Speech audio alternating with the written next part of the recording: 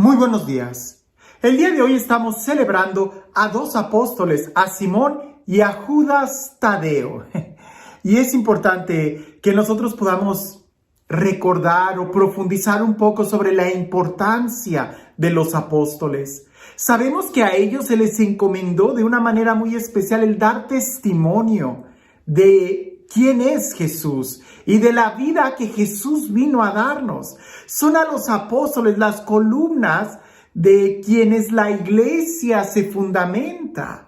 Son los apóstoles quienes escribieron muchos de los textos que nosotros tenemos como inspirados por obra del Espíritu Santo. Y son precisamente los apóstoles, aquellos que estuvieron muy cerca del ministerio de Jesús, aquellos a quienes Jesús llamó por su nombre para que estuvieran con él y para enviarlos a predicar. ¿Qué es lo que hizo diferente a estos 12 del resto de la multitud que seguía a Jesús? Y es muy interesante el poder detenernos un momento y analizar por qué estos 12 y no todos los que lo seguían. ¿Que acaso no hubiera sido algo increíble que que todos los que lo seguían tuvieran la misma relación o la misma encomienda que precisamente estos 12 recibieron? Escuchemos el Evangelio y tratemos de ver algunas ideas que están ahí, muy claras en el Evangelio, pero muchas veces pasan desapercibidas a nuestra vista porque las leemos demasiado rápido. Vayamos despacio y en nuestra vida vayamos despacio para poder profundizar el camino que estamos recorriendo y no equivocarnos en las decisiones que tomamos. Dice así el Evangelio.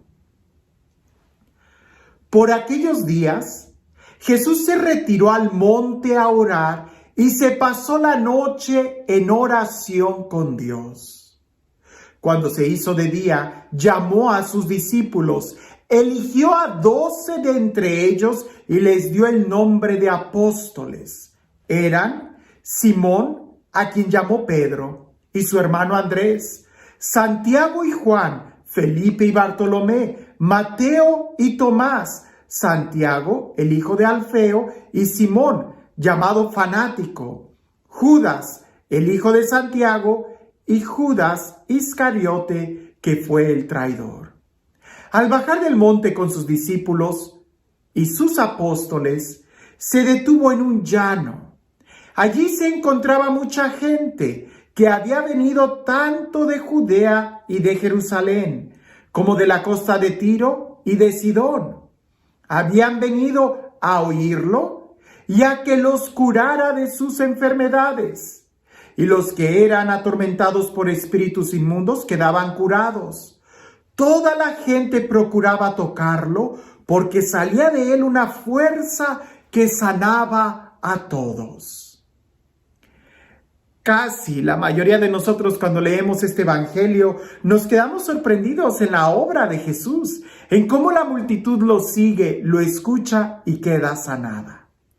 Pero se nos olvida un detalle, y a veces cuando los evangelistas mencionan la geografía o los lugares, no es tanto para mostrarnos un lugar físico, sino porque también nos quieren explicar algo más a través de esos signos. Jesús está en el monte, en la noche, y pudiéramos nosotros decir que está en un lugar alto, en una montaña quizás, porque hay un contraste entre donde está y que continúa el Evangelio diciendo, y bajó con sus discípulos y apóstoles. Lo que quiere decir es que estaba arriba con sus discípulos y abajo en el llano es donde la gente lo está esperando. Son dos situaciones diferentes. La multitud de la gente, incluso la mayoría de los milagros, por no decir que casi todos los milagros, se dan en el llano, se dan en donde Jesús está caminando. Pero en el monte es donde se da la enseñanza, en el monte es donde se da la transfiguración, en el monte arriba es donde Jesús ora, donde Jesús elige. A veces cuando nosotros estamos simplemente en el llano y no somos capaces de subir con Jesús, nos quedamos con una actitud totalmente pasiva. Y el Evangelio lo dice muy bien con los verbos. Ellos iban esperando a Jesús. No hacían nada para ir en su búsqueda. Estaban allí para escucharlo, como si fueran solamente espectadores. Y para que Jesús los sanara. Incluso algunos querían tocarlo para sentir la fuerza que salía de Jesús. E incluso los endemoniados quedaban liberados. Es decir, no queda la menor duda en que Jesús tiene la capacidad de sanar, de liberar y que hay una fuerza que sale de Él. Por supuesto, Él es Dios. Pero en donde deberíamos nosotros de poner la mirada es ¿cómo estamos nosotros? Ya sabemos que Jesús tiene el poder. Ya sabemos quién es Jesús, el Hijo de Dios vivo. Pero ¿sabemos y tenemos la claridad de cómo estamos nosotros? ¿Sabemos en qué actitud nosotros estamos? Porque al principio del Evangelio Jesús dice que se retiró al monte a orar y se pasó la noche en oración con Dios.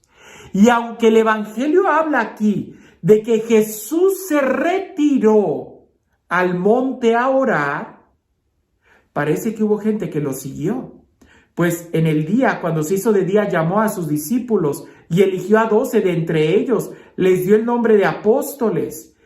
Y continúa en el siguiente versículo, al bajar del monte con sus discípulos. Lo que quiere decir es que cuando Jesús se aparta a orar, hay un grupo de personas que lo sigue. Y lo sigue en la oración. Y lo sigue cuando se aparta. Y lo sigue cuando sube al monte. Y lo sigue cuando Jesús está solo. Y lo sigue aún cuando Jesús no hace ningún milagro, cuando Jesús no va a predicar, sino simplemente cuando Jesús va a orar. Ahí hay gente que lo está siguiendo.